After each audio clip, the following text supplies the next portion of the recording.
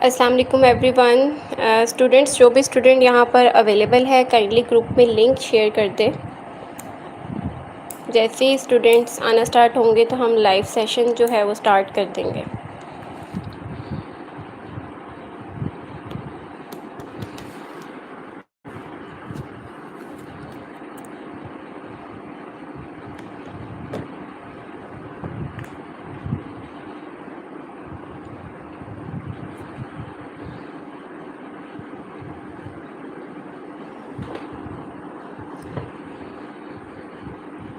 Just with in 10 seconds हम session start कर देंगे। जो भी स्टूडेंट्स यहाँ पर होंगे तो वो बाद में अपनी अटेंडेंस शो करवा देंगे।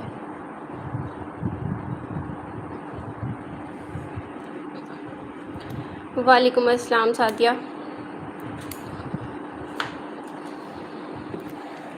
ओके सो स्टूडेंट, हम स्टार्ट करने लगे हैं लेक्चर। और आज का जो लेक्चर है आप लोगों का वो एसिडिटी पे है कि एसिडिटी को हम किस तरह से ख़त्म कर सकते हैं या एसिड रिफ्लक्स को हम किस तरह से क्योर कर सकते हैं थ्रू द फूड। तो इसके बारे में जानने के लिए सबसे पहले आप लोगों को ये पता होना चाहिए कि एसिडिटी बेसिकली है क्या और स्टमक का क्या रोल है, स्टमक क्या रोल प्ले करता है हमारी बॉडी में, और स्टमक में जो एसिड होता है वो किस तरह से प्रोड्यूस होता है। तो ये चीज़ें जो हैं ये आप लोगों के लिए पहले जानना बहुत ज़्यादा ज़रूरी है। तो सबसे पहले हम यहाँ पर बात करते हैं एसिडिटी की। एसिडिटी जो होती है ना, ये कैरेक्टरिस्टिक होता है किसी भी सब्सटेंस का जो कि एसिडिक होता है। और अगर हम इसको लिटमस पेपर पर देखें तो ये लिटमस पेपर को ब्लू से रेड पे टर्न कर देता है। फिर हम अगर देखते हैं इसमें मेन चीज़ के एसिडिक सॉल्यूशंस जो होते हैं वो कौन से होते हैं, कौन सी ऐसी चीज़ें हैं जो एसिडिक हो सकती हैं। तो हर वो सॉल्यूशन, हर वो चीज़ जिसकी pH 7 से नीचे होती है वो एसिडिक कंसीडर किया जाता है, या फिर 7 होती है या 7 से नीचे होती है तो उसको हम एसिडिक कंसीडर करते हैं। ठीक है। देन इसमें आ जाता है कि जितना ज़्यादा एसिडिक होता है एक सॉल्यूशन उतनी ज़्यादा कम उसकी pH होती है, और जितनी ज़्यादा pH कम होगी तो इसका क्या मतलब है कि हाइड्रोजन आयंस की कंसंट्रेशन वहाँ पर ज़्यादा हो रही है। अब स्टमक की बात करते हैं कि स्टमक का मेन रोल जो है वो क्या है। तो स्टमक का रोल क्या होता है कि स्टमक हेल्प करता है हमारी डाइजेशन के प्रोसेस में, ये फूड को ब्रेक डाउन करवाता है। ठीक है।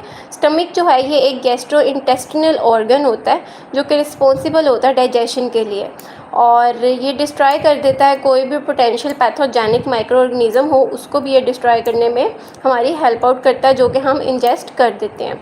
और इसका जो इन्वायरमेंट है वो एसिडिक होता है और इसकी pH जो होती है वो 1.5 से 3.5 के दरमियान वेरी करती है। स्टूडेंट्स, आप लोगों को आवाज़ आ रही है? प्लीज़ एक दफ़ा ये चीज़ कंफर्म करते हैं।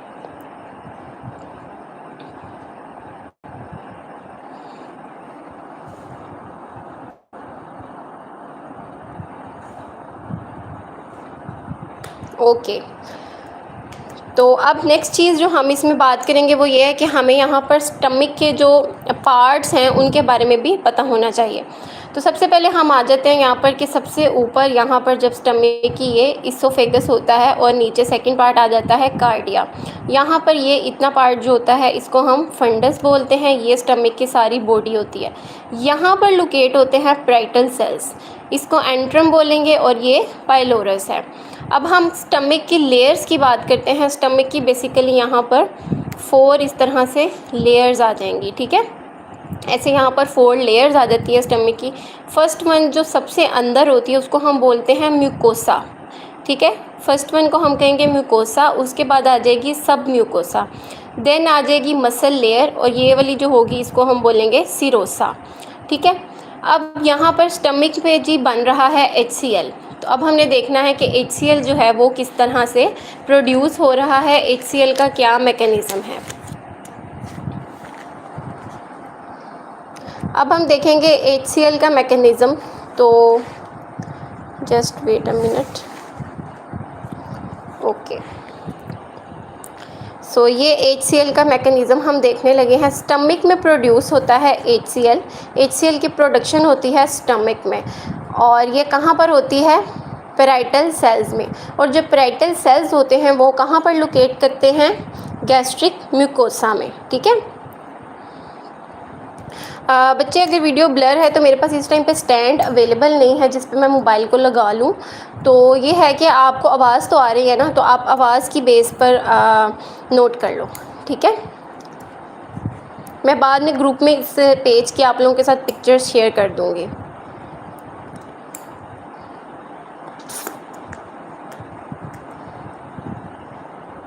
ठीक है स्टूडेंट्स,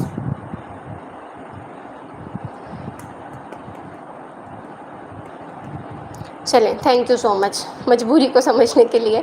अच्छा, दोबारा से इसको स्टार्ट करते हैं कि जो स्टमक है, स्टमक में पैराइटल सेल्स होते हैं जिसमें कि HCl की प्रोडक्शन होती है, और ये कहाँ पर लोकेटेड होते हैं? गैस्ट्रिक म्यूकोसा में। ठीक है, देन उसके बाद हम आ जाते हैं HCl के इंग्रेडिएंट्स पर। HCl के 3 मेन इंग्रेडिएंट्स होते हैं। First one is chloride, carbon dioxide, second one, and third one is water. ये 3 इंग्रेडिएंट्स हैं जो कि HCl को बनाने में हेल्प आउट करते हैं। अगर ये तीनों में से कोई मिसिंग हो तो फिर HCl की प्रोडक्शन नहीं होगी। अब क्या होता है कि स्टमक में मैंने आप लोगों को दिखाया था एक पैराइटल सेल, ये मैंने आप लोगों को दिखाया था पैराइटल सेल। ठीक है, इसकी अब हम आगे बात करने लगे हैं कि इसके थ्रू जो सारा काम होने लगा है वो कैसे होगा।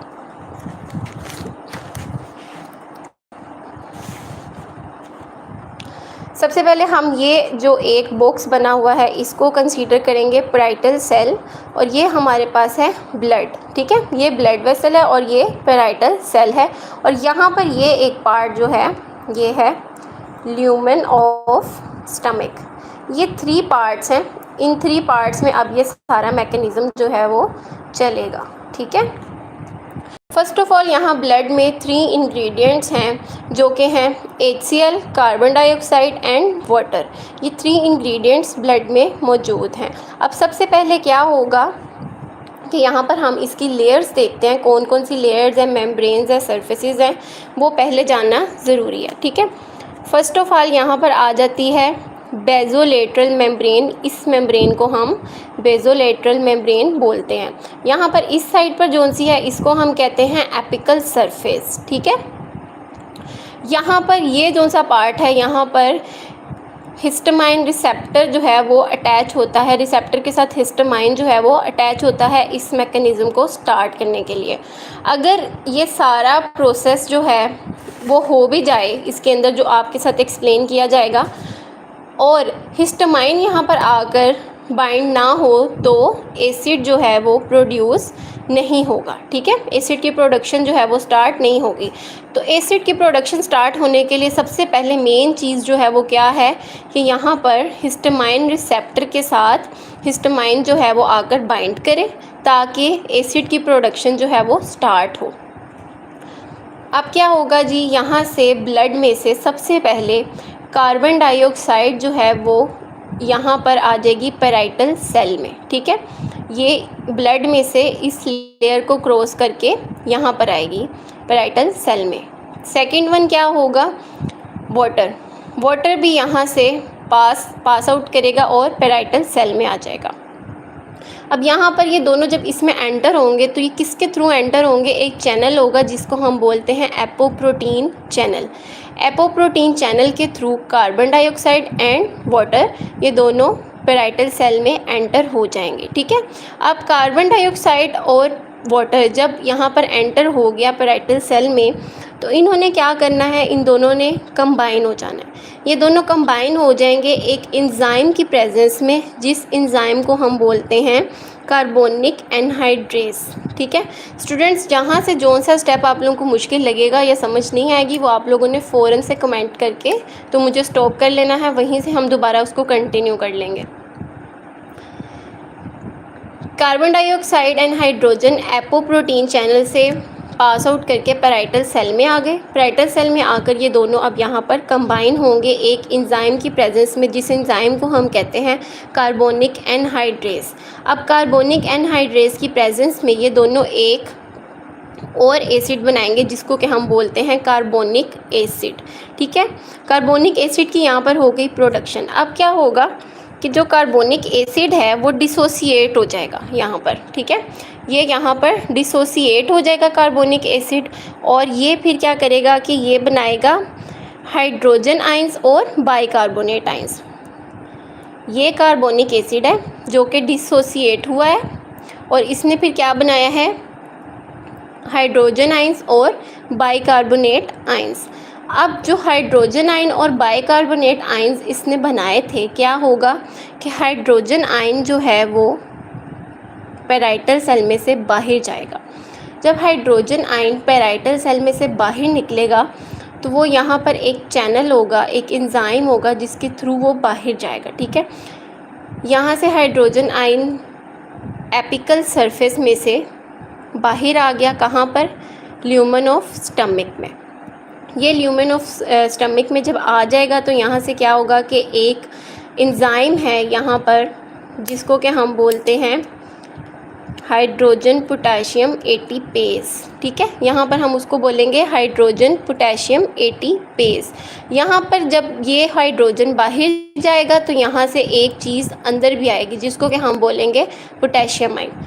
हाइड्रोजन आयन ने ल्यूमेन ऑफ स्टमक में जाना है और ल्यूमेन ऑफ स्टमक में से हाइड्रोजन आयन ने पैराइटल सेल के अंदर आ जाना है। जब ये पैराइटल सेल के अंदर आ जाएगा तो अब उसके बाद जी नेक्स्ट स्टेप क्या होगा कि ये जो यहाँ पर कार्बोनिक एसिड था उसने क्या किया कि वो यहाँ से मूव कर गया ऊपर को, यहाँ से मूव करेगा और यहाँ पर एक चैनल आएगा जिसको हम बोलेंगे बाइकार्बोनेट क्लोराइड एक्सचेंज चैनल। जब ये यहाँ से ऊपर जाएगा, बाइकार्बोनेट क्लोराइड एक्सचेंज चैनल में से बाहर निकलेगा तो यहाँ से यहाँ पे जाके ये ब्लड में ऐड हो जाएगा, ठीक है।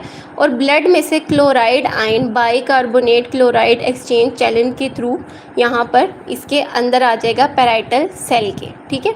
ये पैराइटल सेल के अंदर आया, अब इसने भी पैराइटल सेल से बाहर जाना है। ये एपिकल सरफेस से बाहर आ जाएगा क्लोराइड आयन, ठीक है। अब यहाँ पर पहले कौन सी चीज़ बाहर आई थी, हाइड्रोजन आयन आया था हमारे पास पहले, पोटेशियम अंदर चला गया था, हाइड्रोजन आयन बाहर आ गया और क्लोराइड आयन बाहर आ गया। अब हाइड्रोजन और क्लोराइड ने क्या करना है मिलकर, हाइड्रोजन और क्लोराइड ने इकट्ठे होकर क्या करना है, बना देना है HCl। इन दोनों ने बना दिया यहाँ पर HCl, तो ये हो गई HCl की प्रोडक्शन। अब आप लोग ये बताएं कि मैकेनिज़्म आप लोगों को समझ आया है कि इसको अगेन एक दफ़ा रिपीट करें हम, जल्दी से स्टूडेंट्स बताएं।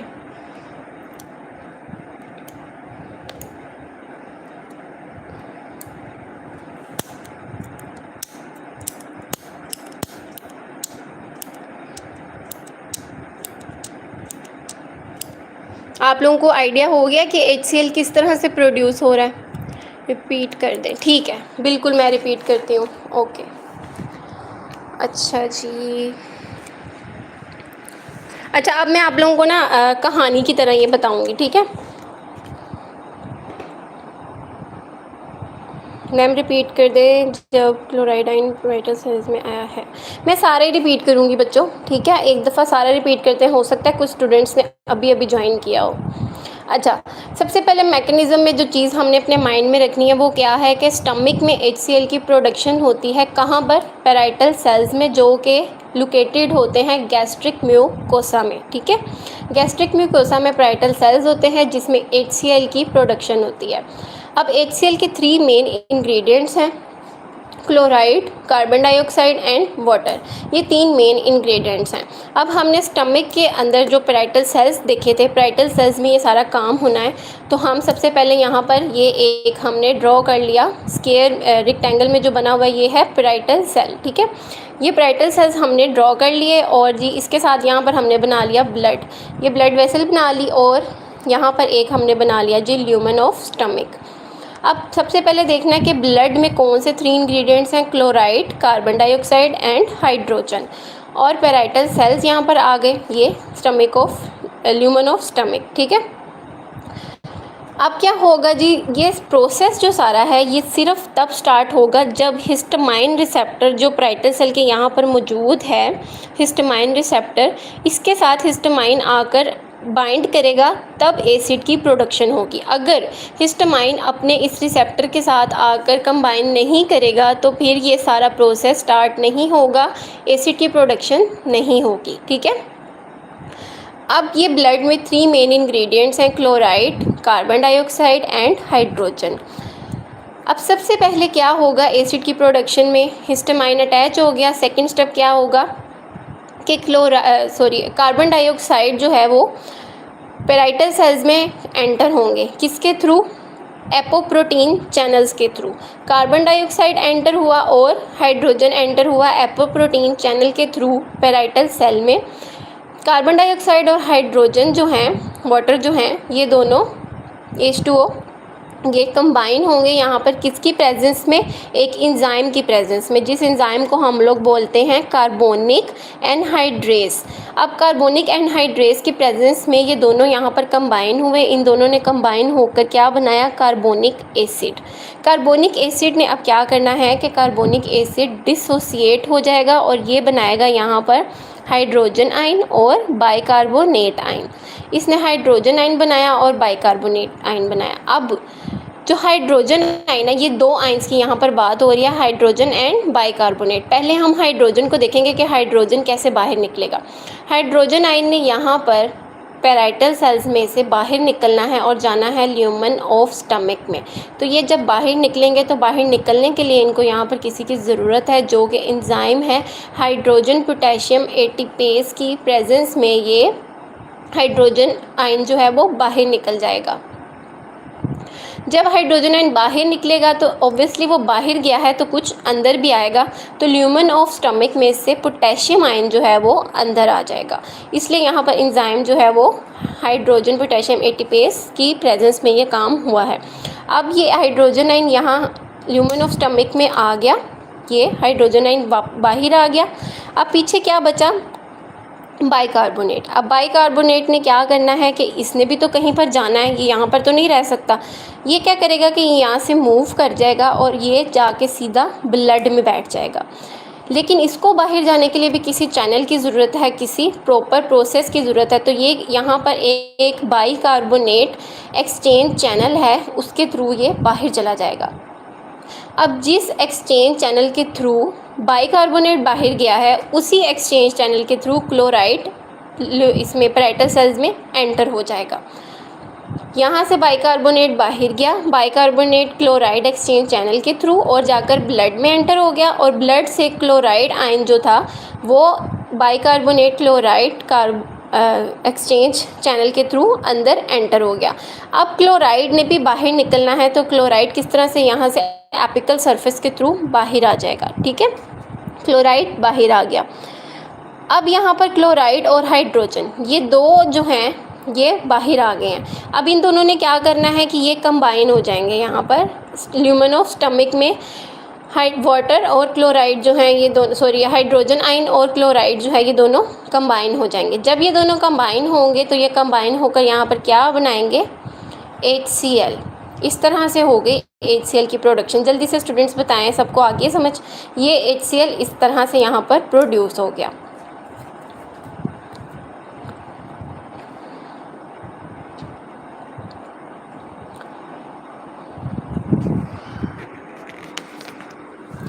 ठीक है स्टूडेंट्स। अच्छा, अब नेक्स्ट जो हमारा स्टेप है इसमें HCl की तो प्रोडक्शन हो गई। ठीक है, अब हमने क्या देखना है कि स्टमक में HCl ऐसे प्रोड्यूस हुआ, हमें आइडिया हो गया कि अच्छा ऐसे ऐसे ये स्टेप्स होंगे तो HCl की प्रोडक्शन होगी। अब नेक्स्ट हमने क्या देखना है कि एसिडिटी होती कैसे है, एसिडिटी क्यों होती है और उसकी क्या वजूहात होती हैं। तो यहाँ पर सबसे पहले हम लोग क्या देखेंगे कि एसिड रिफ्लक्स जो है वो किस तरह से हो रहा है और एसिड रिफ्लक्स जो है वो होता क्या है।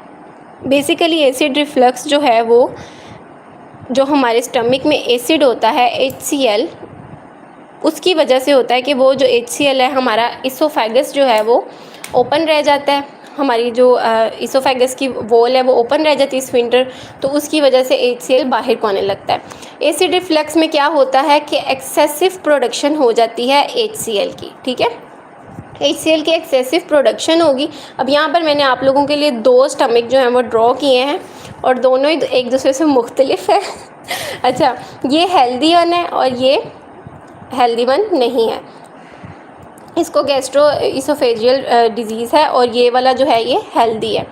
इसमें अब क्या होगा कि हेल्दी वाले में आप लोग यहाँ पर देख सकते हैं कि ये स्टमक की जो ऊपर से आ रहा है इसोफेगस, ये यहाँ से क्लोज स्फिंक्टर है, ठीक है। इसका स्फिंक्टर जो है वो क्लोज है, ये अंदर सारा पड़ा हुआ है यहाँ पर HCl, ठीक है। ये यहाँ पर HCl पड़ा हुआ है और ये HCl यहाँ पे अगर जाएगा भी तो यहाँ से वापस आ जाएगा। ये मैंने ऑलरेडी एरो बना दिया, ठीक है। ये अगर बाहर जाना भी चाहेगा तो ये स्फिंक्टर क्लोज है, ये वापस आ जाएगा। ये स्टमक से आउटसाइड नहीं जा सकता, ये हेल्दी वन है। अब जब डिजीज़ कंडीशन होगी तो उसमें क्या होगा कि इसोफेगस जो है वो क्लोज़ नहीं होगा उसका स्फिंक्टर, और ये रिफ्लक्स को अलाउ करेगा। ये जो HCl सारा इसके अंदर पड़ा हुआ है, ये क्या करेगा कि ये बाहर को जाएगा, ये हमारे इसोफेगस में आएगा। तो जब ये इसोफेगस में आएगा तो उससे क्या होगा कि हमें एसिड रिफ्लक्स होगा। अब हम इसके अंदर बात करते हैं कि एसिड रिफ्लक्स हमें होता कब है और एसिड रिफ्लक्स की क्या क्या वजूहात हैं जो होता है। उससे पहले हम देखते हैं कि इसके सिम्टम्स क्या हैं, ठीक है। पहले हम इसके सिम्टम्स देखते हैं कि सिम्टम्स इसके किस तरह के हो सकते हैं एसिड रिफ्लक्स के। Just wait for a minute. अच्छा, एसिड रिफ्लक्स जो है उसके सिम्टम्स क्या होते हैं कि इसमें हमें नॉर्मली जो है वो हार्टबर्न की कंडीशन होती है। कब होती है? जब हम कुछ खा लेते हैं उसके बाद, और ऐसा होता है कि वो रात के वक्त जो है वो बहुत ज़्यादा वर्स्ट हो जाती है कंडीशन हमारी।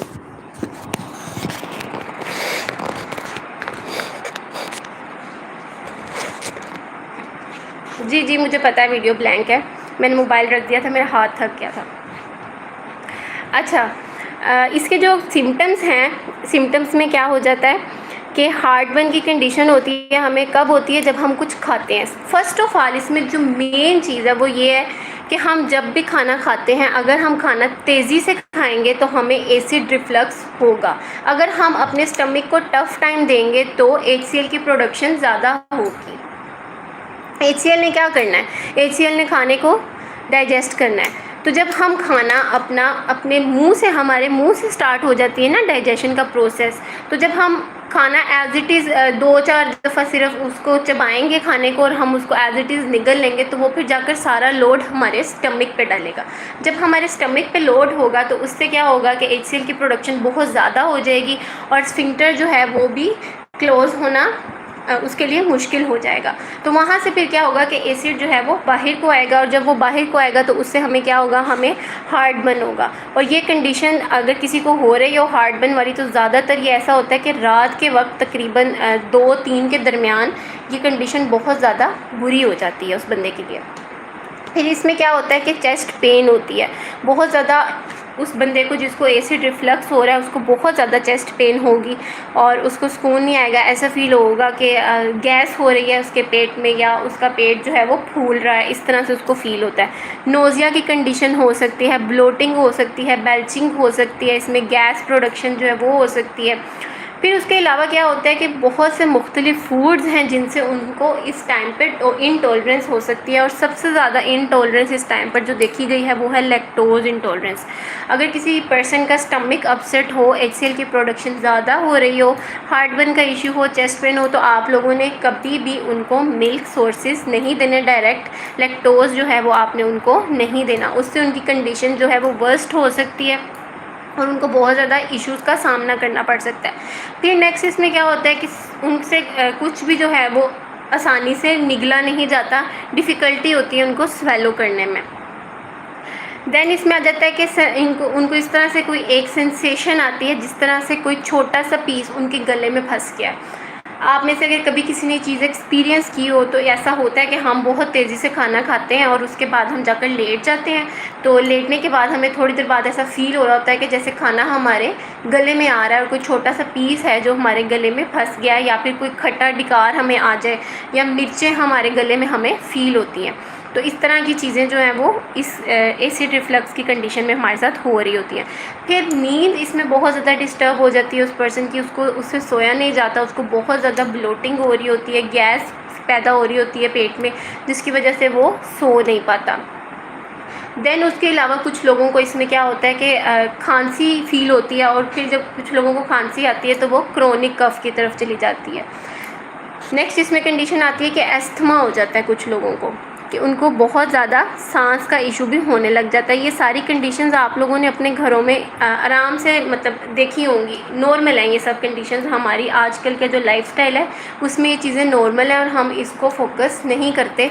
हम क्या करते हैं कि किसी को अगर ऐसी कंडीशन हो भी रही है तो बस जी थोड़ी देर उसको हम लोग करते हैं उसकी केयर, और उसके बाद हम भूल जाते हैं अगर उसकी कंडीशन नॉर्मल हो रही हो। और ज़्यादातर प्रैक्टिस क्या है हमारे घरों में कि 7 अप लाकर हम उसको वो पिला रहे होते हैं जो कि उस टाइम पर बहुत बुरा किरदार अदा कर रही होती है। नो डाउट वो आपको थोड़ी देर के लिए रिलीफ तो दे देती है, लेकिन 7 up is not the solution कि स्प्राइट और 7 अप आप पानी में मिक्स करके उस पर्सन को दे दें।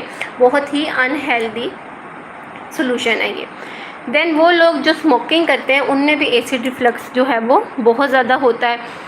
फिर हम क्या करते हैं कि हम रात सोने से पहले अगर बहुत हैवी मील ले लें, जो कि हम सब करते हैं, हम डाइटिशियंस भी करते हैं ये प्रैक्टिस कि हम रात को फास्ट फूड ऑर्डर करते हैं और वो खाते ही हम लोग सो जाते हैं। फिर कोई बहुत ज़्यादा फैटी फूड हमने खा लिया है और फैटी फूड के साथ साथ हम लोग बहुत ज़्यादा सॉल्टिश फूड का इस्तेमाल कर रहे हैं या स्पाइसी फूड्स का इस्तेमाल कर रहे हैं, तो उससे भी हमें एसिड रिफ्लक्स हो जाता है। जो लोग सोडा पीते हैं, ड्रिंक्स पीते हैं, कोल्ड ड्रिंक्स, कॉफ़ी, चाय लोग जो पीते हैं उनको भी एसिड रिफ्लक्स बहुत तेज़ी से अटैक करता है, उनको भी एसिड रिफ्लक्स हो सकता है। और जो एक मेन चीज़ इसमें आती है जो बहुत ज़्यादा इम्पोर्टेंट है वो क्या है कि जब हम लोग मेडिकेशंस लेते हैं विदाउट कंसल्टेशन। आप लोग ने देखा होगा कि बहुत से लोग आप लोगों में से जो बच्चे ऑनलाइन पेजेस रन कर रहे हैं, आप लोगों के पास क्लाइंट्स आते होंगे और वो आकर डायरेक्ट ये कहते होंगे कि हमने वेट लूज़ करना है, हमने फूड के थ्रू नहीं करना, हमें कोई सप्लीमेंट या कोई दवाई रिकमेंड करते हैं। तो जब आप इस तरह की कोई चीज़ें लेते हैं और बगैर कंसल्टेशन के आपके पास कोई भी नहीं आया इस तरह से और उसने अपने बिहाफ पर ऑर्डर कर लिए और उसने लेना स्टार्ट कर दिए हैं, तो उससे भी क्या होता है कि एसिड रिफ्लक्स होने लग जाता है। अब हम देखते हैं कि कौन से ऐसे स्टेप्स हैं जो हम फॉलो कर सकते हैं एसिड रिफ्लक्स को स्टॉप करने के लिए। ठीक है बच्चों, आप लोगों के कमेंट्स मैं बाद में पढ़ूँगी, सबके आंसर्स दूँगी। ठीक है, अच्छा अब हम स्टेप्स को फॉलो करेंगे कि कौन से स्टेप्स हैं जो एसिड रिफ्लक्स को कम कर सकते हैं कि हमें एसिड रिफ्लक्स ना हो। अब इसमें सबसे मेन चीज़ जो फर्स्ट चीज़ है वो यही है कि हम अपना खाना जो खा रहे हैं वो अच्छे से चबा कर खाएँ। जो काम हमने अपने स्टमक को करने के लिए देना है कि स्टमक ने डाइजेस्ट करना है, कोशिश करें कि वो काम हम उसका बांट लें। हमारा जो मुंह है, हम मुंह में अच्छी तरह अपने खाने को चबाएं, चबाने के बाद हम उसको आगे स्वेलो करें। ठीक है, मुंह में डाइजेशन स्टार्ट हो जाती है। ये मेन एक सबसे फर्स्ट पॉइंट है जो बहुत ज़्यादा इम्पोर्टेंट है, क्योंकि हम लोगों को आजकल बहुत ज़्यादा जल्दी है, टाइम की शॉर्टेज है हम लोगों के पास। तो हम क्या करते हैं कि बस मुंह में खाना रखा, 2-4 दफ़ा उसको हमने चबाया और हम उसको आगे निगल लेते हैं। फिर इसमें सेकंड चीज़ आ जाती है कि हमारा लाइफस्टाइल। अगर हम अपने लाइफस्टाइल को चेंज कर लें तो ये एसिड रिफ्लक्स जो है ये हमें नहीं हो सकता। ठीक है, लाइफस्टाइल में हमें क्या चीज़ें फोकस करनी होती हैं एज अ डाइटिशियंस, आप लोगों को बहुत अच्छे से पता है कि अपना स्लीप साइकिल, एक्सरसाइज और ईटिंग पैटर्न, ये 3 चीज़ें मेन हैं जिसको कि आपने फोकस करना है। आप अपना एक हेल्दी वेट मेंटेन करें। वो लोग जो BMI के अकॉर्डिंग ओबेसिटी क्लास 2-3 में होते हैं उनको एसिडिटी का इशू रहता ही है थ्रू आउट। उनको हर दूसरे दिन ये इशू हो रहा होता है कि उनको एसिडिटी हो गई है। तो अपना हेल्दी वेट जो है उसको मेंटेन किया जाए। अगर कोई स्मोकर है तो उसकी आपने स्मोकिंग ख़त्म करवानी है, उसको बोलना है कि आप स्मोकिंग ना करें।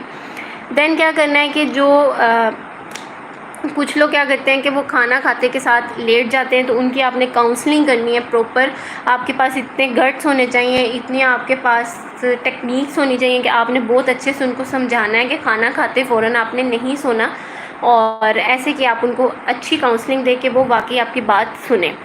देन उसके अंदर क्या आ जाता है कि खाना आराम से खाएं, तेज़ी से खाना ना खाएं कि एक नवाला डाला, दूसरा डाला, तीसरा डाला, ये चीज़ नहीं होनी चाहिए। चबाना अगर अच्छी तरह है तो खाना भी आराम से है। देन उसमें आ जाता है कि जो ट्रिगर फूड्स होते हैं जो एसिडिटी को बहुत ज़्यादा वर्स्ट कर देते हैं, एसिडिटी की कंडीशन को, उनको आपने अवॉइड करना है। अब इसमें कौन से ट्रिगर्स हैं? Fried foods, spicy foods and fatty foods. ये 3 चीज़ें जो हैं ये बहुत ज़्यादा ट्रिगर पॉइंट्स हैं, ट्रिगर फूड्स हैं जो कि आपकी एसिडिटी की कंडीशन को वर्स्ट करते हैं। देन उसमें आपकी आ जाती हैं टाइट फिटिंग क्लॉथ्स। जो लोग बहुत ज़्यादा फिटिंग वाले कपड़े पहनते हैं, ख़ासकर ख़वातीन, और ये मसला ख़वातीन में भी अब बहुत ज़्यादा देखा जा रहा है। पहले होता था कि मेल्स में होता था एसिडिटी का इशू, लेकिन अब ख़वातीन में भी देखा जा रहा है बहुत ज़्यादा। तो जो टाइट कपड़े हम पहनते हैं, जब अगर किसी को एसिड रिफ्लक्स हो रहा है तो आपने सबसे पहले उसका फोकस इस चीज़ पे भी करना है कि कहीं इसने कपड़े टाइट तो नहीं पहने हुए। आपने फ़ौरन से उनसे कहना है कि जी आप अपने टाइट जो क्लॉथ्स हैं इनको रिमूव कर दें और कोई खुला सा ड्रेस जो है वो वियर कर लें। अब इसमें मॉडरेशन क्या करनी है आपने, और एक जो मॉडिफिकेशन है वो भी क्या करनी है कि जो हमारी डाइट में हम फैट्स ले रहे हैं वो हेल्दी फैट्स होने चाहिए। अब हेल्दी फैट्स जो हैं वो हमें कैसे मिल सकते हैं? हेल्दी फैट्स हमें मिल सकते हैं डिफरेंट फूड सोर्सेज से, जिसमें कि एक नंबर 1 पे जो रिच सोर्स आता है वो एवोकेडो है, लेकिन वो ऑब्वियसली हम सबके पास अवेलेबल नहीं है और वो बहुत ज़्यादा कॉस्टली है, तो सब उसको मैनेज या अफोर्ड नहीं कर सकते। तो उसकी जगह हम फिर क्या करेंगे कि हम बाकी सोर्सेज की तरफ जाएंगे। यहाँ पर सबसे अच्छा सोर्स क्या है कि ऑलिव ऑयल आप अपनी रूटीन में ऐड कर लें, ऑलिव ऑयल का इस्तेमाल किया जाए। और नट्स और सीड्स को हम लोग सिर्फ सर्दियों के लिए रखते हैं। हम जब सर्दियाँ आती हैं तो उस टाइम पे नट्स और सीड्स जो हैं वो ले रहे होते हैं। तो ऐसा नहीं करना, गर्मियों में भी आप नट्स और सीड्स का इस्तेमाल कर सकते हैं। अगर गर्मियाँ हैं तो आप किस तरह से नट्स को लेंगे, उसका तरीका ये होगा कि आप रात को नट्स को सोख करके रख दें, या फिर आपने जब खाने हैं तो खाने से 2 घंटे पहले आप उनको सोख करके रख लें, फ्रिज में रखें और उसके बाद आप उनको कंज्यूम कर लें। जो फूड्स मैंने आपको अवॉइड करने हैं वो ऑलरेडी बता दिए हैं सारे, और उसमें जो चीज़ एक मेन और आती हैं फूड सोर्सेज, अब वो मैं आपके साथ डिस्कस करती हूँ कि कौन कौन से फूड सोर्सेज हैं जो आपने अवॉइड करने हैं। अब इसमें फ़र्स्ट ऑफ़ ऑल आ जाएगा कि फ़ैटी फूड्स में क्या आ जाता है कि हमारे घरों में जो आम तौर पर पास्ता वगैरह बन रहा होता है, हम लोग नूडल्स वगैरह बना के खा रहे होते हैं। जो स्टूडेंट्स यहाँ पर नूडल्स के शौकीन हैं, मैगी जो आती है, तो मैगी भी एक बहुत बड़ा सोर्स है एसिडिटी प्रोड्यूस करने का, एसिड रिफ्लक्स का एक बहुत बड़ा सोर्स है मैगी का जो एक आपके पास पैकेट आता है, उसमें जो एक उसका उन्होंने क्यूब रखा होता है, वो उसके अंदर क्या होता है कि जो उसका एक वो नूडल्स केक है उसके ऊपर उन्होंने वैक्स लगाई होती है। अब हमारे घरों में क्या प्रैक्टिस है कि हम लोग एज़ इट इज़ खोलते हैं पैकेट को, पानी में डाल देते हैं नूडल्स को और उसके अंदर हम उसका मसाला डाल के तो अच्छे से उसको पका के खा लेते हैं, जबकि ये प्रैक्टिस बिल्कुल गलत है। अगर आपने उसका इस्तेमाल करना ही है, आपको पसंद है, तो आपने क्या करना है, आप पहले उसको अच्छे से वॉश करें, वॉश करने के बाद आप उसको पकाएं, या फिर आप पानी ऑलरेडी पहले से गर्म कर लें और उसके अंदर अपने नूडल्स ऐड करें और पहले उसको अच्छे से अंदर मिक्स कर लें पानी के, एक दो दफ़ा आप उसको राउंड दे लें और देन वो पानी आप गिरा दें, अगेन उसके अंदर पानी डाल के तो फिर उसको पकाएं। उसके ऊपर जो वैक्स लगी होती है वो भी एसिडिटी प्रोड्यूस करती है। देन वो लोग जो बहुत ज़्यादा चॉकलेट्स खाते हैं, चॉकलेट्स की वजह से भी एसिडिटी प्रोड्यूस होती है। सिट्रस फ्रूट्स, किसी भी पर्सन को अगर एसिडिटी का इशू हो रहा है और वो बहुत ज़्यादा इस कंडीशन में है कि एसिड रिफ्लक्स उनको नॉर्मली भी हो रहा है, तो फिर आपने उनको सिट्रस फ्रूट्स के सोर्सेज जो हैं वो आप लोगों ने नहीं देने। टोमेटो, अनियन, गार्लिक, ये चीज़ें आपने उनकी बंद करवानी है, इनका इस्तेमाल आपने उनका कम करवाना है। फिर यहाँ पर जो रिकमेंडेड उनके लिए डाइट है उसमें आपने फ़र्स्ट ऑफ़ ऑल सबसे पहले किस चीज़ पर फोकस करना है, ये पॉइंट आप लोग नोट कर लें, डाइट प्लान में आपके काम आएंगे। यहाँ पर कल एक बच्चे ने ग्रुप में पूछा था कि जब हम किसी का डाइट प्लान बनाते हैं तो उसमें हमने एक्सचेंज लिस्ट को फोकस करना होता है, तो ये उसका जवाब है कि जो डाइट है उसको आपने किस तरह से मैनेज करना है। ठीक है, आप हर मील में एक्सचेंज लिस्ट को फोकस नहीं कर सकते। यहाँ पर अब मैं आपको कंडीशन बता रही हूँ कि एक पर्सन है जिसको कि एसिड रिफ्लक्स बहुत ज़्यादा हो रहा है और वो नॉर्मल पर्सन है, ओबीस नहीं है, तो उसकी जो सर्विंग्स हैं वो आपने किस तरह से मैनेज करनी है कि आपने उसको फाइबर रिच फूड सोर्सेज देने हैं और हाई प्रोटीन फूड्स देने हैं, ठीक है। अब यहाँ पर जब हाई प्रोटीन की बात होगी तो आपने अपने डाइट प्लान में फ़ोकस करना है फर्स्ट ऑफ़ ऑल कि प्रोटीन के सोर्सेज हमने हाई रखने हैं और फाइबर के सोर्सेज हमने हाई रखने हैं। देन उसके बाद जो फ़ैट्स देने हैं वो हेल्दी फ़ैट्स होने चाहिए। फ्रूट्स अगर देने हैं तो वो नॉन सिट्रस फ्रूट्स होने चाहिए। वेजिटेबल्स में जो चीज़ें आपने उनकी बंद करवानी है उसमें 3 मेन चीज़ें हैं, टोमेटो, अनियन एंड गार्लिक। इन तीनों के बगैर हमारा सालन नहीं बनता, तो ये 3 चीज़ें आपने उनकी कम करवानी है। स्टार्टिंग में आप कम करवाएंगे और उसके बाद आप उनकी ये चीज़ें अवॉइड करवा देंगे। ये इसका जो डाइट प्लान है इस तरह से इन चीज़ों को फोकस करके बनेगा। अब अगर आप लोगों के कोई क्वेश्चंस हैं तो आप लोग पूछ सकते हैं। कुछ रेसिपीज़ हैं एसिडिटी को रिड्यूस करने की, एसिड रिफ्लक्स को रिड्यूस करने की, वो मैं आप लोगों के साथ शेयर करने जा रही हूँ। और इसके अलावा कुछ एक्सरसाइजेज़ हैं जिन लोगों को एसिड रिफ्लक्स होता है रात के 2 से 3 बजे के दरमियान ये कंडीशन काफ़ी वर्स्ट हो जाती है। तो उस टाइम पे आप क्या कर सकते हैं, अपने घर पे आपके पास जो फूड्स अवेलेबल हैं उनका इस्तेमाल करके आप किस तरह से एसिड रिफ्लक्स को कम कर सकते हैं। बहुत सी ऐसी मेडिकेशंस जो हम ले रहे होते हैं जो शुगर की होती हैं, हार्मोन्स की होती हैं, या किसी स्टमक की पेन की हम कोई ले रहे हैं, पेन किलर्स ले रहे हैं, तो उसकी वजह से भी क्या होता है, नॉन स्टेरॉयडल जो हम मेडिसिन लेते हैं उससे भी एसिड रिफ्लक्स हो सकता है। तो अब यहाँ पे सबसे पहले मैं आप लोगों के साथ कुछ रेसिपीज़ शेयर कर देती हूँ कि कौन सी रेसिपीज़ का इस्तेमाल आप लोग अपने क्लाइंट्स को करवा सकते हैं और उनकी जो एसिडिटी का लेवल है वो आप लोग कम कर सकते हैं through the food.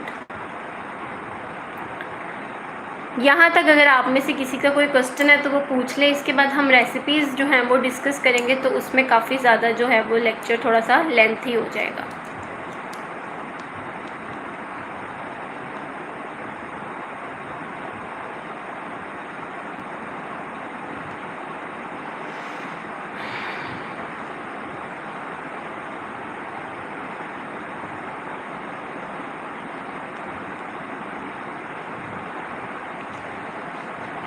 Okay so अच्छा, अब आपने क्या करना है कि स्ट्रेस की मैनेजमेंट जो है वो भी आपके लिए बहुत ज़्यादा ज़रूरी है एसिड रिफ्लक्स में।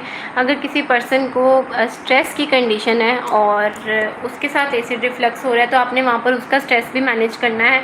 स्ट्रेस मैनेजमेंट की डिफरेंट टेक्निक्स पहले मैं आप लोगों के साथ शेयर कर चुकी हूँ और उसके अलावा मैंने आप लोगों के साथ फूड्स भी शेयर किए हैं, लेकिन यहाँ पर मैं आप लोगों को कुछ एक्सरसाइजेज बताने लगी हूँ जो कि स्ट्रेस की मैनेजमेंट में और एसिड रिफ्लक्स को क्योर करने में काम आ सकती हैं।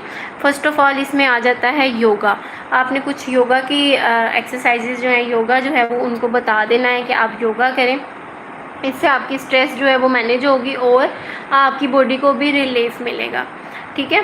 देन उसके बाद हम आ जाते हैं कि एक एक्सरसाइज है जो आपने उनको बतानी है कि जब उनको ये कंडीशन हो रही है तो जो उनका हेड है, हेड को उन्होंने सीधा एक बेड पर जो है वो बैठ जाना है, अपनी दोनों लेग्स को अप करके पहले स्ट्रेट लेटें। स्ट्रेट लेटने के बाद अपनी लेग्स जो हैं उनको थोड़ा सा ऊपर कर लें और अपने सर को अपने घुटनों के पास ले जाएं, ठीक है। अपने सर को अपने घुटनों के पास लेके जाके और अपने दोनों जो हाथ हैं वो घुटनों के नीचे ले जाकर, जिस तरह से हम लॉक करते हैं ना अपने हाथ घुटनों के नीचे, उस तरह से वो लॉक कर लें और अपना सर जो है वो घुटनों के अंदर रख के, तो उस कंडीशन में थोड़ी देर अगर वो बैठे हैं तो उससे उनको बहुत ज़्यादा रिलीफ मिल जाता है। ये बहुत अच्छी एक एक्सरसाइज है। मैं आप लोगों के साथ अगर मुझे YouTube पर ये एक्सरसाइज मिली तो मैं आप लोगों के साथ इसका लिंक भी शेयर कर दूँगी ताकि आपको ज़्यादा अच्छे से समझ आ जाए।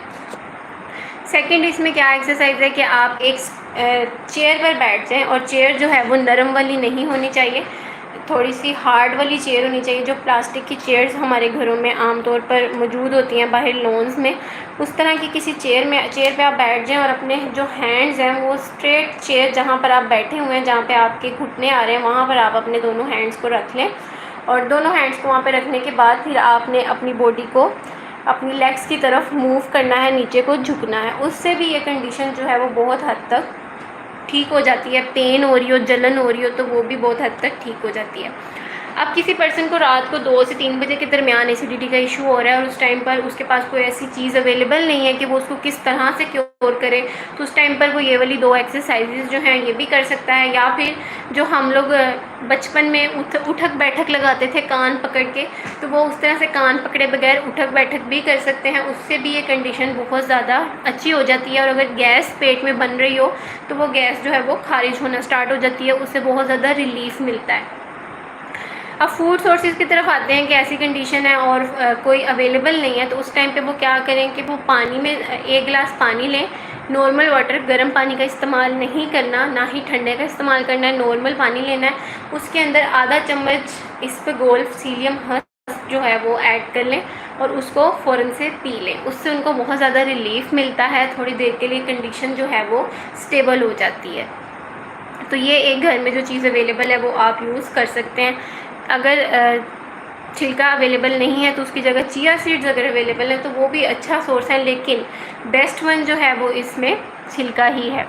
अब मैं आपको कुछ रेसिपीज़ जो हैं वो बताती हूँ कि कौन सी रेसिपीज़ हैं जिसका इस्तेमाल करके घरों में तो हम लोग एसिडिटी को कम कर सकते हैं। आप सब में से बहुत से बच्चों को पता होगा स्प्राउट्स के बारे में कि स्प्राउट्स जो हैं वो हम किस तरह से बनाते हैं और स्प्राउट्स जो हैं उनके न्यूट्रिशनल कंटेंट कितना ज़्यादा होता है। अगर आप में से आप स्टूडेंट्स को नहीं पता स्प्राउट्स का तो आप लोग कमेंट में बता सकते हैं, मैं आपको डिटेल में बता देती हूँ कि स्प्राउट्स क्या होते हैं। जल्दी से बता दें विद इन अ सेकेंड।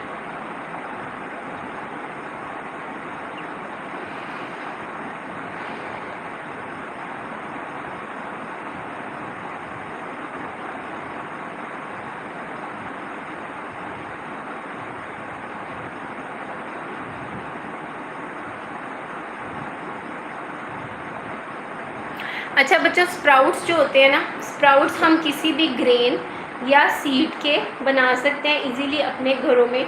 या फिर आप लोग ये समझें कि आलू होता है ना, आलू जब पक रहा होता है और उसके बाद जब वो हमारे घरों में आता है तो आप लोगों ने देखा होगा कि बास्केट्स में जब आलू पड़े होते हैं, मुझे थोड़ा थोड़ा साथ से रिस्पॉन्स करते जाइएगा, मुझे पता चल जाएगा कि आप लोगों को समझ आ रही है। तो जो स्प्राउट्स होते हैं हमारे घरों में आलू आते हैं, आलू हम लोग उनको अगर काफ़ी दिनों तक रखें तो क्या होता है उसके ऊपर एक आई बन जाती है, ठीक है। उसके बाद वो वहाँ से आगे उसके फूटना शुरू कर देता है वो। या फिर अगर हम अपने घरों में जब चने जो हैं उनको पानी में भिगोकर रात में रखते हैं, ओवरनाइट रखते हैं, तो अगर हम उनको ज़्यादा देर भिगो के रख दें तो सुबह को या अगले दिन जब हम देखते हैं उनको तो वो फूट चुके होते हैं। उसके अंदर से एक छोटी सी हमें लेयर सी बाहर निकलती हुई नज़र आती है कि हम कहते हैं कि लो चने तो जो है ना वो फूट गए हैं। किसी भी सीड का, ग्रेन का, वेजिटेबल का इस तरह से फूट जाना उसको हम बोलते हैं स्प्राउट्स, कि स्प्राउटिंग हो गई है।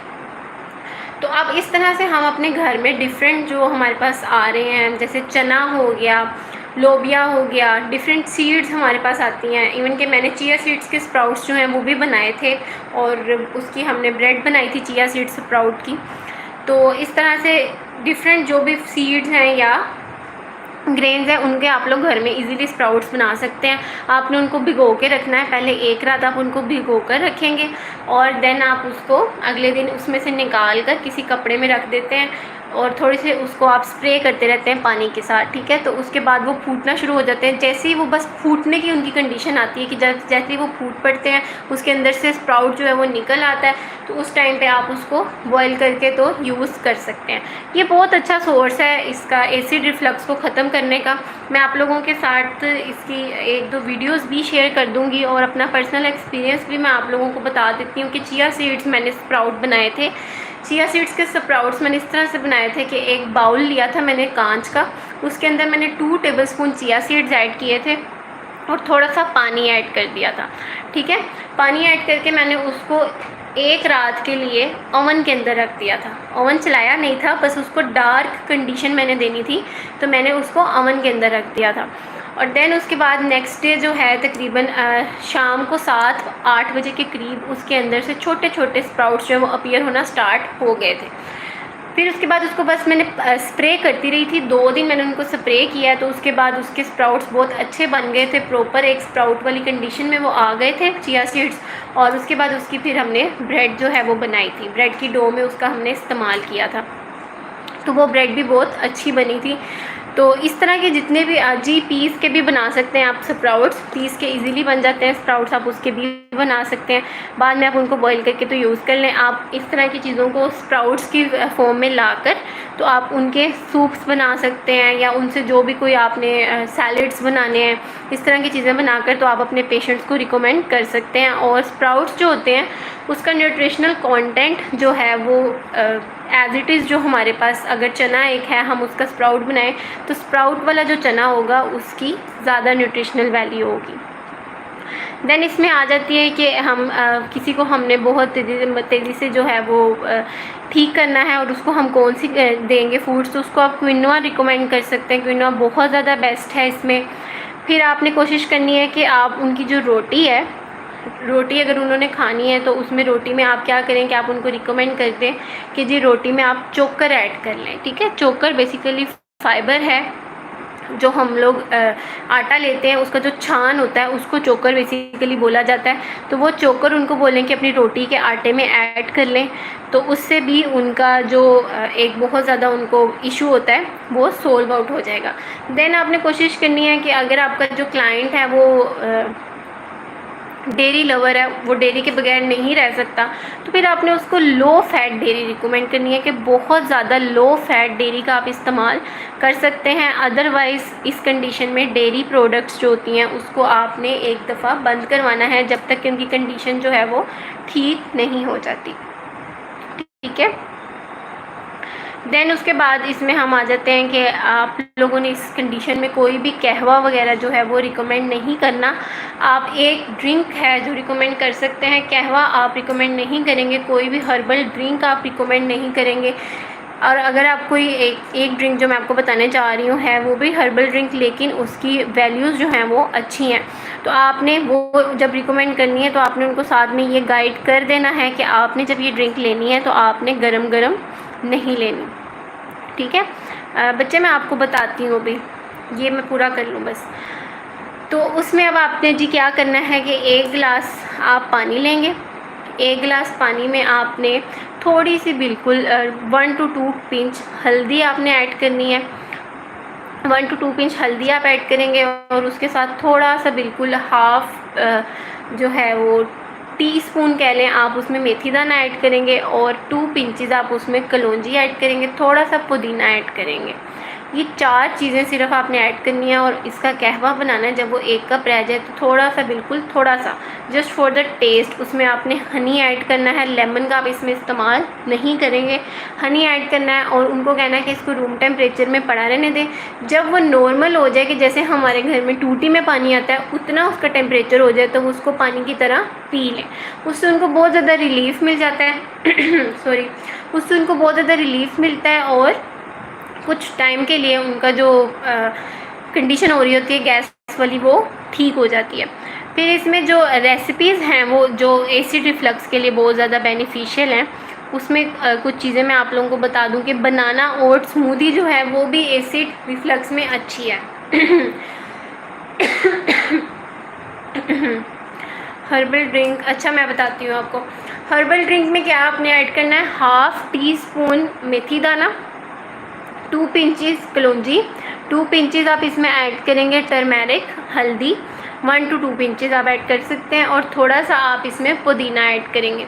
1 गिलास पानी में आप ये सारी चीज़ें बॉईल करेंगे। जब 1 कप रह जाएगा तो आप इसके अंदर थोड़ा सा हनी ऐड करेंगे just for the taste. Lemon आप लोग हर्बल ड्रिंक में ऐड नहीं करवाएंगे। लोगों को आदत होती है जब हर्बल ड्रिंक पीते हैं तो उसमें वो लोग लेमन का इस्तेमाल करते हैं, तो आपने लेमन का इस्तेमाल उनको मना कर देना है। Citrus fruits, citrus vegetables, citrus sources इसमें मना है।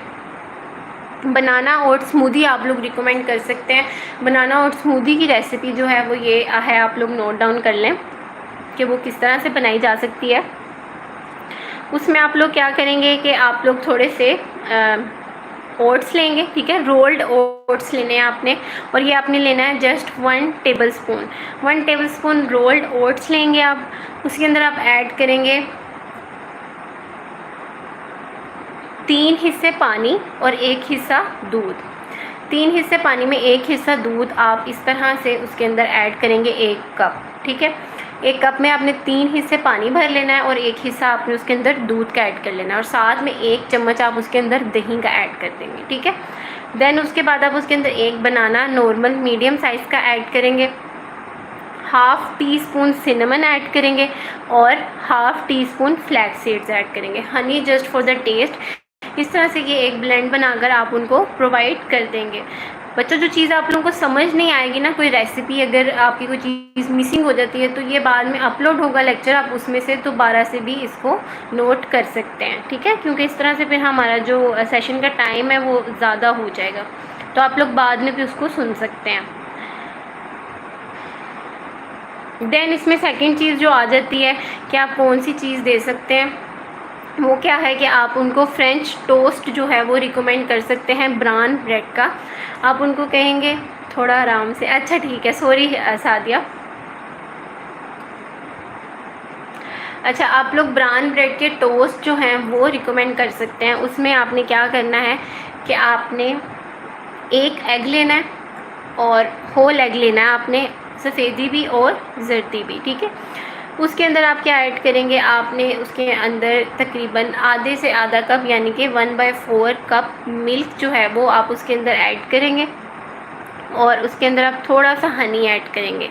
आधा चम्मच आप लोग उसमें वेजिटेबल ऑयल यानी कि ऑलिव ऑयल जो है वो आप लोग ऐड कर सकते हैं। मेरी तरफ से ऑलिव ऑयल रिकमेंडेड है। इसके अलावा अगर आपके घर में कोई वेजिटेबल ऑयल अवेलेबल है तो आप वो भी ऐड कर सकते हैं, हाफ़ टेबल स्पून। इन सारी चीज़ों को अच्छे से आपने मिक्स कर लेना है और ब्राउन ब्रेड के 2 स्लाइस पे आपने इसको लगाकर तो अच्छे से अपना जो आपका पैन है उसके ऊपर बिल्कुल थोड़ा सा आपने बस स्प्रे करना है ऑयल को। ऑयल को आपको मैंने पहले भी एक चीज़ बताई थी कि अगर आप लोग पानी में मिक्स करके इस्तेमाल करें तो वो उतना ही काम करता है जितना अकेला ऑयल काम करेगा। तो आपने उसका स्प्रे करना है अपने पैन पर, उस पर आपने ये वाले टोस्ट जो हैं वो बनाकर उनको दे देने हैं, तो ये भी एसिड रिफ्लक्स में ठीक रहते हैं।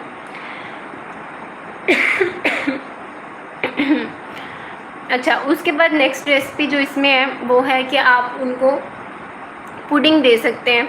पुडिंग किस तरह से आपने बनानी है यहाँ पर कि आपने पुडिंग इस तरह से बनानी है, आपने 1 कप पानी लेना है, 1 कप आप इसमें क्विनोआ लेंगे, ठीक है। 1 कप पानी में 1 कप क्विनोआ और 3 कप आपने उसके अंदर जो आलमंड मिल्क होता है ना वो ऐड करना है, ठीक है। डायरेक्ट डेयरी सोर्स आपने नहीं देने ना, तो आप डिफरेंट सोर्सेज की तरफ जाएं, आप उनको कोई और सोर्सेज दे लें। तो आपने आलमंड मिल्क इसके अंदर अनस्वीटेंड 3 कप ऐड कर देना है, ठीक है। थोड़ा सा आप सिनेमन ऐड कर लें, थोड़ी सी किशमिश ऐड करें, बिल्कुल थोड़ा सा हनी ऐड कर लें और साथ में इसके अंदर आप थोड़ा सा सिनेमन ऐड करें। इसको अच्छे से आप पका लें तो ये आपकी क्विनोआ पुडिंग जो है वो रेडी हो जाएगी, ठीक है।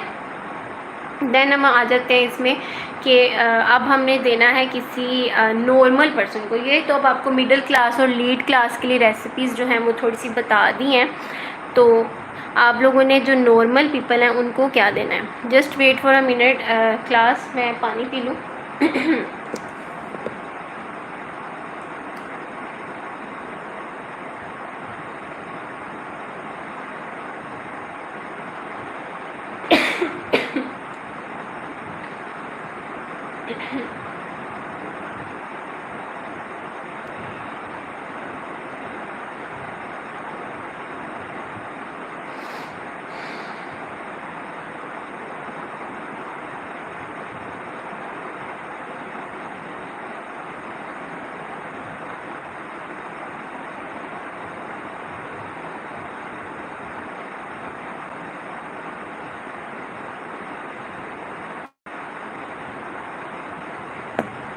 ओके, सो आपने एसिड रिफ्लक्स में अगर कोई नॉर्मल पर्सन आपके पास आ गया है जो बहुत ज़्यादा जिसका बजट नहीं है, जो बहुत ज़्यादा अफोर्ड नहीं कर सकता, तो उसको आपने किस तरह से जो है वो मील देनी है, आपने उसको किस तरह से गाइड करना है कि आपने उनको कहना है कि आप सुबह जी उठकर थोड़ी सी वॉक करें।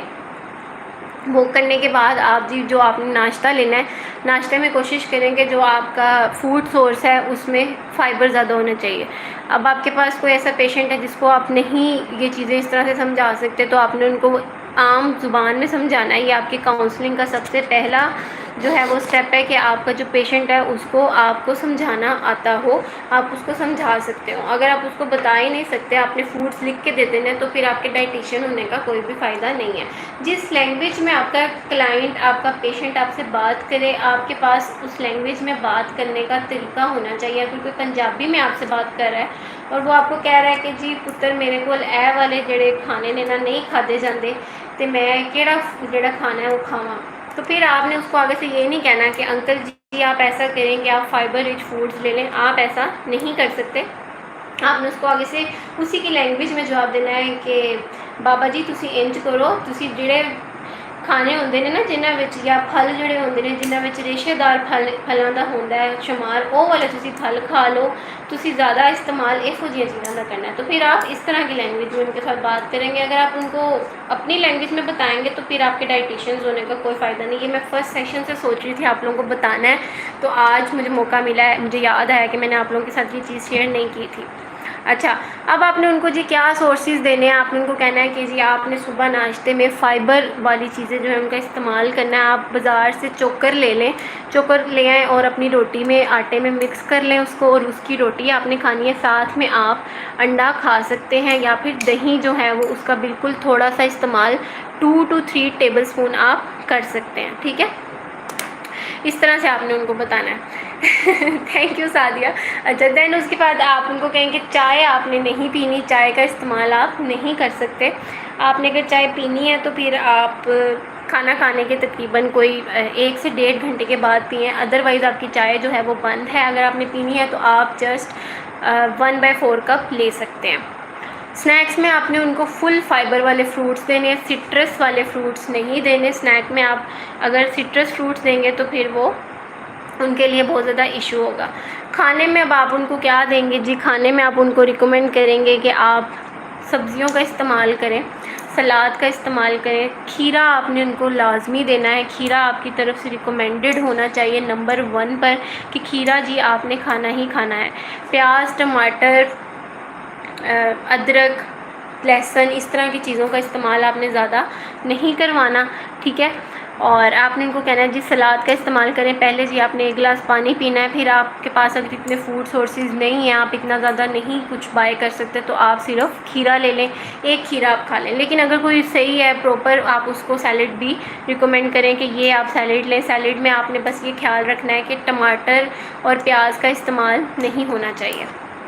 आप उनको सैलेड रिकमेंड करें। साथ में आप उनको कहें जी आपने रोटी लेनी है, छोटी रोटी का इस्तेमाल करना है। रोटी आपने अच्छी तरह चबा चबा कर खानी है। सही से आपने रोटी को मुंह में ही कोशिश करनी है कि आप उसको चबा लें, आपका जो मैदा है वो काम ना करे। जब आपके पास कोई ऐसा पेशेंट आता है ना बहुत ज़्यादा लोअर जिसका इकोनॉमिकल स्टेटस होता है, तो वो उस टाइम पर बस उसको ये परेशानी होती है कि उसने कुछ खाना भी तो है ना। उनको तो सिर्फ भूख से मतलब होता है ना कि उन्होंने कुछ खाना भी तो है। हम अगर उनको ये आगे से कहेंगे कि ये भी छोड़ दें, ये भी छोड़ दें, ये भी छोड़ दें, तो वो बेचारे परेशान हो जाते हैं। ठीक है, आपने उनको परेशान नहीं करना, आपने उनको सपोर्ट करना है। तो आप उनको बस थोड़ा सा समझाएंगे, आप अपनी ज़ुबान में, पंजाबी में, उर्दू में उनको इस तरह से समझा सकते हैं कि अंकल जी देखें, हमारा जो जिस्म है ना ये अल्लाह ताला की तरफ से एक नेमत है। हमारे जिस्म के अंदर ना बहुत से काम हो रहे हैं अल्लाह ताला की तरफ से कुदरती तौर पे, जो हम नहीं समझ सकते, हमें नहीं पता। लेकिन हमें ये आपको अंकल जी ये तो पता है ना कि आपका जो मुँह है, मुँह से जब आप चबाते हैं तो आप जितना अच्छा अपना खाना चबाएँगे उतना थोड़ा आपका जो मैदा है वो काम करेगा। जितना आपका मैदा ज़्यादा काम करेगा आपको उतना ज़्यादा परेशानी होगी, आपको उतनी ज़्यादा गैस होगी, उतना ज़्यादा आपके पेट में दर्द होगा, और फिर आपको जलन होगी सीने में। इस तरह की आपको कंडीशंस होंगी। तो आप इस तरह से उनको समझा दें तो उनको समझ आ जाता है। आजकल लोअर जो इकोनॉमिकल स्टेटस वाले लोग हैं, जो लोअर क्लास के लोग हैं, जिनके पास इतना बजट नहीं है कि वो अपनी डाइट पे फोकस करें, तो वो ज़्यादा कॉन्शियस हैं अपनी डाइट के बारे में, वो इन चीज़ों को बहुत अच्छे से समझते हैं। काउंसलिंग आपका मेन जो है ना वो मकसद होना चाहिए अपने क्लाइंट के साथ कि उसकी काउंसलिंग बहुत अच्छी हो जाए। हो सकता है आपसे नेक्स्ट उनको कोई ऐसा ना मिले जो उनकी काउंसलिंग कर सकता हो, तो आप अपनी तरफ से अपना बेस्ट दें। फिर जी आपने उनको कहना है कि सालन का इस्तेमाल जो आप कर रहे हैं, आपने सालन में जी सब्जियों का इस्तेमाल करना है। गोश्त अगर आपके घर पक रहा है तो आप गोश्त की एक बोटी ले लें, कोई बात नहीं, आप एक बोटी खा सकते हैं। आप बोटी ले लें और साथ में आप 3 चम्मच उसके अंदर अपना मसाला डालें। लेकिन मसाले में फिर जी आपने कोशिश करनी है कि मिर्चें, नमक, तेल, ये चीज़ें जो हैं वो कम हो। और अगर कोई बहुत ज़्यादा वर्स्ट कंडीशन में तो फिर आप उसके नमक, मिर्च, मसाले, तेल, ये सारी चीज़ें बंद करवाएंगे। फिर आप उसको बॉयल्ड फूड की तरफ लेके जाएंगे, आप उसको बॉयल्ड रिकमेंड करेंगे। देन शाम में जो मैंने आपको एक ड्रिंक बताई है वो आप रिकमेंड कर सकते हैं। रात में अगर खाने में वो चावल खाना चाह रहे हैं तो आप उनको सबसे पहले ये बताएंगे कि चावलों की वजह से गैस होती है, चावलों की वजह से ब्लोटिंग होती है, तो आप इसका इस्तेमाल थोड़ा कम करें। आप उनको रिकमेंड कर दें जी, आप ऐसा करें कि आप थोड़े से चावल ले लें, तकरीबन कोई 12 से 15 चम्मच या फिर आधी प्लेट आप चावल ले लें और उसके साथ आप कद्दू का रायता जो है वो इस्तेमाल करें। और दही जो है वो बिल्कुल थोड़ी सी ऐड होनी चाहिए, कद्दू उसमें ज़्यादा ऐड होना चाहिए। कद्दूकश करके उनको कहें कि बॉईल करें, कद्दूकश करके बॉईल करें और उसके अंदर बस 2 से 3 चम्मच दही डाल के बस दही उसमें नज़र आ रहा हो ना, बस नज़र आने के लिए हो कि हाँ इसके अंदर दही है, इस तरह से उसमें ऐड करें। थोड़ा सा ज़ीरा डाल लें, थोड़ी सी कलौंजी डालें, थोड़ा सा उसके अंदर सिनेमन ऐड कर लें और ये आपकी एक जी बाउल बन जाएगा। तो ये आप अपने चावलों के साथ या रोटी के साथ इस्तेमाल कर सकते हैं। रात में आप अगर वो कहें कि जी हमें रात में भूख लगती है तो हम रात में क्या खाएं, तो उस टाइम पे आपने उनको पहले तो यही रिकमेंड करना है कि आप कोशिश करें फिर आप अपना खाना जो है वो 6 से 7 के दरमियान खा लें और 9 बजे के बाद आप कुछ भी ना खाएं, क्योंकि 9 से 9 तो हमारे घरों में नॉर्मली खाने का टाइम है ना आजकल। तो आप उनको रिकमेंड करेंगे 9 के बाद फिर आपने कुछ भी नहीं खाना। अगर आपने अपने खाने के बाद भी कुछ खाना है तो फिर आप अपने खाने का वक्त जो है वो तब्दील करें और 6 से 7 के दरमियान आप अपना खाना खाएँ। फिर आपने उनको वो कहें कि मुझे कोई चीज़ रिकमेंड कर दें कि मैं रात के वक्त क्या खाऊं, मुझे भूख लगती है। तो उस टाइम पर फिर आपने उनको जो चीज़ रिकमेंड करनी है वो आप उनको कह दें कि आप ऐसा करें कि आप अपने पास थोड़ी सी ना रख लें, ये चने उनको कहेंगे थोड़े से अपने पास रख लें और आप बिल्कुल एक मुट्ठी चने खा लें या फिर आप थोड़े से बादाम ले लें। बादाम या चने या फूल मखाना, इन चीज़ों का आप इस्तेमाल कर लें, अदरवाइज़ आपने उनको मना ही करना है। होप्सो के लेक्चर जो है उसकी सारी जो रिक्वायरमेंट्स थी वो कंप्लीट हो गई हैं। तो मैं अब आप लोगों के कमेंट्स पढ़ती हूँ, मज़ीद कोई क्वेश्चन है आप लोगों के तो आप लोग पूछ लें।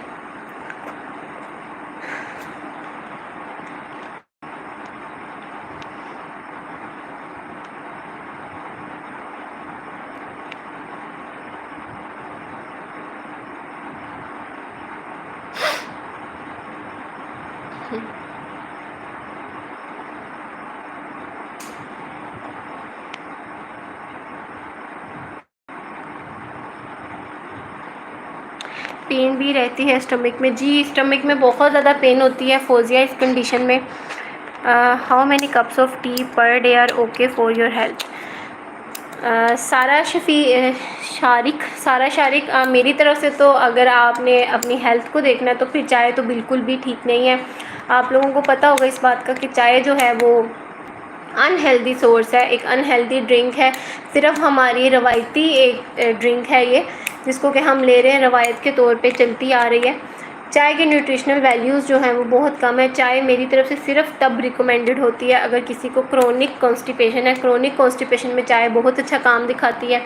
लेकिन अगर आप नॉर्मल अपनी हेल्थ के साथ चल रहे हैं तो फिर आप चाय को कोशिश करें सिर्फ 1 कप दिन में लें और उसमें पत्ती का इस्तेमाल जो है वो कम किया जाए ताकि आपको आयरन डेफिशिएंसी ना हो, आप एनीमिया की तरफ ना आ जाएं। I really like noodles. बस फिर आतिका आपसे आपने नूडल्स इस तरह से खानी है जैसे आपको बता दिया। मैम कनौर पे भी क्या वैक्स लगी होती है? तकरीबन सब पे ही होती है, मैक्सिमम पे होती है और कनौर पे ही होती है। कनौर की नूडल्स की ही बात मैं कर रही थी। Ma'am are biscuits okay for acidity? हाँ नहीं, मैदा बिल्कुल भी नहीं ठीक एसिडिटी में, मैदा आपने बंद करवाना है।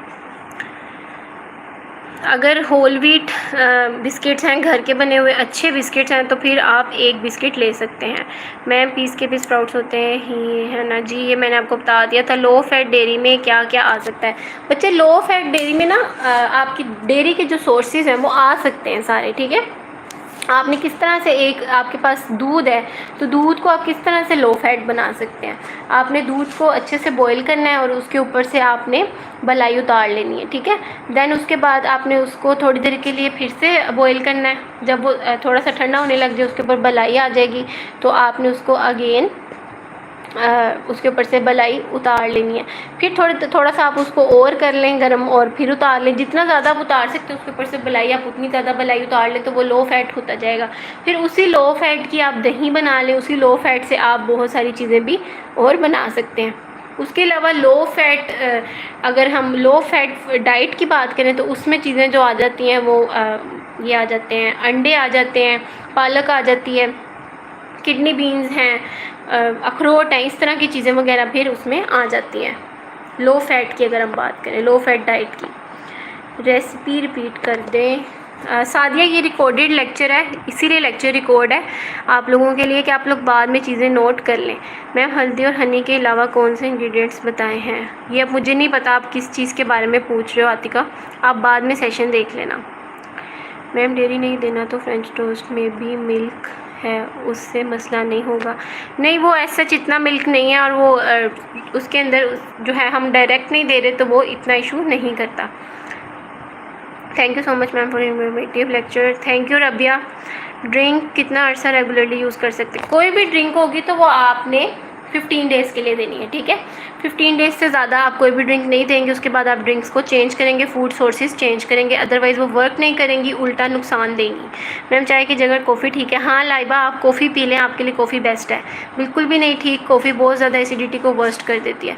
मैम, होल व्हीट बिस्किट मिलते भी हैं? जी मिलते हैं। मैम, एसिड रिफ्लक्स रिड्यूस करने के लिए वेजिटेबल ऑयल की जगह ऑलिव ऑयल यूज़ करना है? जी, आप ऑलिव ऑयल यूज़ कर सकते हैं वेजिटेबल ऑयल की जगह। इसके अलावा किसी स्टूडेंट का कोई क्वेश्चन हो तो वो पूछ लें।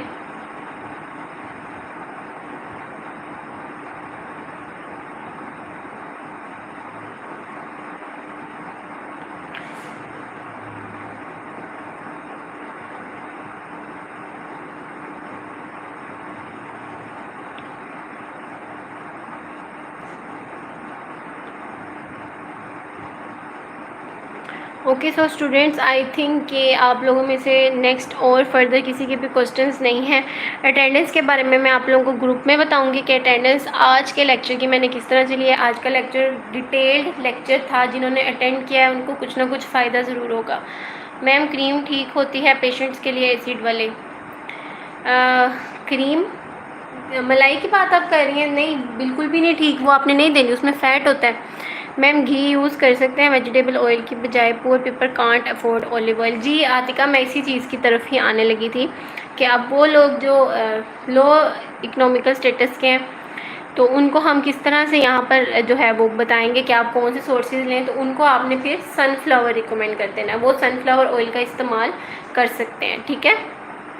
सनफ्लावर ऑयल इकोनॉमिकल भी है, बिल्कुल ठीक है, सब उसको इजीली अफोर्ड कर सकते हैं, तो आप उनको सनफ्लावर ऑयल रिकमेंड करते हैं। लाइक पास्ता वगैरह? मैम, क्रीम ठीक होती है पेशेंट्स के लिए एसिड वाले, लाइक पास्ता वगैरह? सादिया, मुझे आपके क्वेश्चन की समझ नहीं। पास्ता तो अलाउ नहीं है इसमें बिल्कुल भी नहीं, जो पास्ता में होती है। नहीं बच्चे, बिल्कुल भी नहीं ठीक, उससे तो बहुत ज़्यादा आपको एसिड रिफ्लक्स हो सकता है। उसमें तो वो तो इतनी हैवी क्रीम है जो पास्ता में यूज़ होती है, तो आप उसको तो बिल्कुल भी नहीं कर सकते। आप फूड सोर्सेज जब लिखते हैं ना, तो बाद में जब आप लोग ये लेक्चर जब ख़त्म होगा तो बाद में जब आप लोग ये लेक्चर पढ़ेंगे ना, तो उस टाइम पे आपने इन चीज़ों को फोकस करना है कि जो चीज़ें हमने लिखी हैं ये किस लिए हमें लिखवाई गई हैं और इनके क्या लिंक्स बन रहे हैं आपस में। देखो, अगर डेयरी मना है तो ऑब्वियसली क्रीम में कितना ज़्यादा फैट है। लो फैट डेयरी आपको बोला जा रहा है कि आप लो फैट डेयरी किसी बहुत ही मजबूरी की कंडीशन में दे सकते हैं, अदरवाइज़ आपने डेयरी बंद करवानी है एक दफ़ा। जब कंडीशन थोड़ी सी बेहतर होगी तब आप डेयरी अगेन स्टार्ट करवा सकते हैं। अच्छा, यहाँ पर किसी ने पूछा था सिनेमन के बेनिफिट्स क्या हैं। बच्चे, सिनेमन जो है ना, ये एंटीऑक्सीडेंट के तौर पे बॉडी में काम करता है और ये बहुत से मेडिकल ट्रीटमेंट्स जो हैं वो करने में हेल्पफुल साबित हुआ है आज तक। तो साइंटिफिकली भी ये प्रूफ है इस बात के लिए कि ये जो एसिड रिफ्लक्स की कंडीशन होती है उसको ठीक कर देता है, उसको मैनेज कर देता है। इसमें एक सब्सटेंस होता है सिनेमन में, कैटेचिन्स जिसको हम कहते हैं, तो वो हेल्प करता है हमारे स्टमक को, कि स्टमक में जो डिस्कम्फर्ट्स हो रहे होते हैं, स्टमक की जो भी क्रैम्पिंग वगैरह हो रही होती है, जो दर्द वगैरह हो रही होती है, डायरिया हो रहा होता है, इंडाइजेशन हो रहा होता है, और कोई भी ऐसी कंडीशन जिसमें कि हमें बहुत ज़्यादा स्टमक में गैस हो रही है या पेन हो रही है, इस तरह की जितनी भी कंडीशंस हैं, तो इसमें जो एक सब्सटेंस है, एक्टिव इंग्रेडिएंट है, वो कैटेचिन्स है, तो वो हमारे स्टमक को रिलीफ देता है। ठीक है, नहीं जो पास्ता में होती है। अच्छा, today's lecture was just amazing, जज़ाकल्लाह खैर, you are so knowledgeable and kind, thanks for explaining things. Okay ma'am, जज़ाकल्लाह for your efforts ma'am, thank you. ठीक है, थैंक यू सो मच। और कोल्ड ड्रिंक वगैरह भी नहीं ठीक जी सादिया, बिल्कुल कोल्ड ड्रिंक्स वगैरह तो बिल्कुल भी नहीं ठीक। नींबू पानी और रूह अफ़ज़ा। अच्छा, सादिया के पास ना कुछ क्लाइंट्स हैं ऐसे जो बहुत ज़्यादा नींबू पानी पीते हैं, रूह अफ़ज़ा पीते हैं, टैंक पीते हैं, तो सादिया को बहुत ज़्यादा फ़िक्र होती है। सादिया, फ़र्स्ट ऑफ़ ऑल आपने उनकी यही चीज़ें जो है ना ये बंद करवानी है। इनके न्यूट्रिशनल लेबल्स पढ़ा करें, हर न्यूट्रिशन लेबल जो होता है ना उसके अंदर लिखी होती हैं चीज़ें। और एक चीज़ और मैं आप लोगों के साथ यहाँ पर शेयर कर दूँ कि हम लोगों के पास मार्केट में बहुत से ऐसे जूसेस आते हैं जिसके ऊपर लिखा होता है कि इसके अंदर ये चीज़ रिच है। फॉर एग्ज़ाम्पल जैसे कि हमारे पास आटा आता है, आटे के ऊपर लिखा होता है जिंक फोर्टिफाइड या जिंक रिच, इस तरह करके उसके ऊपर मेंशन किया होता है। ये चीज़ तो वो मेंशन कर देते हैं कि किस चीज़ में रिच है, ये मेंशन नहीं करते कि किस चीज़ में डेफिशिएंट है।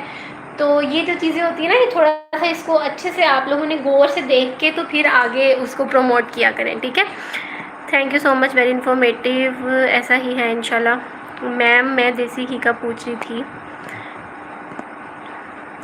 जी आतिका, देसी घी यूज़ कर सकते हैं, 1 चम्मच 2 चम्मच आप इस्तेमाल कर सकते हैं, लेकिन वो फिर उसका यही है कि उसमें भी फ़ैट होता है।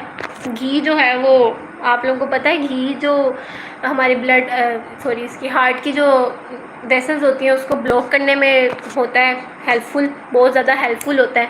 तो आपने अब वो चीज़ तो नहीं लेनी कि जो आपकी वेन्स को ब्लॉक करने में हेल्पफुल हो, ऑब्वियसली आप वो लेंगे जो आपकी वेन्स को ब्लॉक ना करें। देसी घी एक अच्छा सोर्स है, देसी घी ले सकते हैं, लेकिन फिर यही है कि उसमें भी फ़ैट का कंटेंट होता है समहाउ। सिनेमन वेट गेन और वेट लूज़ के लिए अच्छा है। बच्चे वेट गेन वेट लूज़ की यहाँ पे बात नहीं हो रही, जिस चीज़ की हो रही होती है ना उसी बारे में बात किया करें, और तरफ लेक्चर को ना लेके जाया करें। मैम, अगर एक पेशेंट को एक साथ काफ़ी डिजीज़ हैं तो फिर हम एक साथ उन सब डिजीज़ का ट्रीटमेंट करते हैं या एक एक करके? मैम, राबिया ने बहुत इंपॉर्टेंट क्वेश्चन पूछा है। राबिया, हम उसकी सारी कंडीशंस को सबसे पहले अपने माइंड में रखेंगे। आप अभी जब इनिशियल स्टेज पे होगे ना, जिस तरह से अभी मैं भी कोई बहुत अच्छी डाइटिशियन नहीं बन गई, मैं भी अभी इनिशियल स्टेज पर ही हूँ, तो क्या करते हैं कि आपने सबसे पहले एक पेज लेना है ब्लैंक, आप उस पर उसकी सारी डिजीज़ लिखेंगे, जो जो उसको डिजीज़ हैं। ठीक है, आप उसकी सारी डिजीज़ लिखें, फिर आप उसके आगे उसकी जो भी आपके पास मेडिकल रिपोर्ट्स हैं उसके अकॉर्डिंग उसकी रीडिंग्स लें, और रीडिंग्स लेके वो आप उसके आगे मेंशन कर लें। ठीक है, आप वो उसके आगे मेंशन करें। देन आपने क्या करना है कि अब जो डिजीज़्ड कंडीशन थी उसके अकॉर्डिंग आपको पता होगा, जब आप डाइटिशियन होंगे तो आपको पता होगा कि कौन सी मैंने डाइट देनी है। प्रोटीन मैंने हाई देना है, इसमें कार्ब्स मैंने हाई देने हैं या कार्ब्स लो देने हैं, फ़ैट जो है वो कितने देने हैं, फाइबर के सोर्सेज कौन से देने हैं, कौन से फ़ैट्स देने हैं, इस तरह डेयरी कौन सी देनी है, तो वो सारी चीज़ें आपको पता होंगी। अब आपने क्या करना है, आपने उन सारी डिजीज़ के आगे चीज़ें लिख लेनी है कि ये चीज़ें इस डिज़ीज़ में मैं दे सकती हूँ और ये चीज़ें इस डिज़ीज़ में मैं नहीं दे सकती।